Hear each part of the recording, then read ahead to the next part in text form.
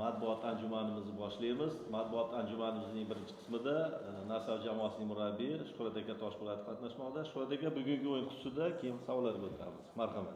Avvalambor hammaga assalomu alaykum. Bugun o'yin oson kechmadi. Tarkibimizda bir nechta yo'qotishlarga qaramasdan maydonga chiqqan yigitlarimiz munosib qarshilik ko'rsatdi. Agar birinchi bo'limda hamma reja asosida borayotgan bo'lsa, ikkinchi bo'limda yana shu ikkinchi bo'limdagi tezkor gol ozgina rejamizni buzib qo'ydi va hujumda yanada keskinroq o'ynashimiz kerak edi. Afsuski o'yna olmadik. Shu bugungi o'yin mag'lubiyatga uchradik. Shu fursatdan foydalanib Neftchi jamoasini bugungi g'alaba bilan tabriklayman. Rahmat. Endi savollarga o'tamiz. Kimda savollar bo'lsa, marhamat. Nahot.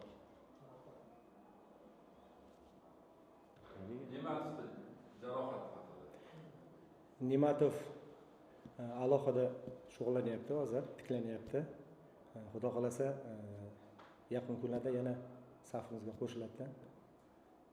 Xudo xolasa o'zini yana chiroyli o'yinlar bilan Nasaf muxlislarini xursand qiladi degan umiddamiz. Menda o'zimdan savol bugungi o'yingohdagi atmosfera haqida. Bu Farg'onada doim yaxshi futbol atmosfera bo'ladi. Har bir o'yin Farg'onada o'ta katta bayramda, futbol bayramda. Shuning uchun bugun ham ko'p sonli muxlislar Neftchini yaxshi qo'llab-quvvatladi. Shunga qaramasdan, men o'zimizda Nasaf kam sonli muxlislari uzoq joydan kelganlarni o'z minnatdorchiligimni bildiraman. Shu uzoq joydan kelib, bizani qo'llab-quvvatlagani uchun ularga katta rahmat. Xudo xolasa keyingi o'yinga tayyorgarlik ko'ramiz. Savollar bo'lmasa, Shuhrat akaga minnatdorchilik bildirib qolamizda, jamoalariga keyingi o'yinlarda omad va g'alabalar yor bo'lishini tilab qolamiz. Rahmat. Hammalar ishlarini rivojlantirsin.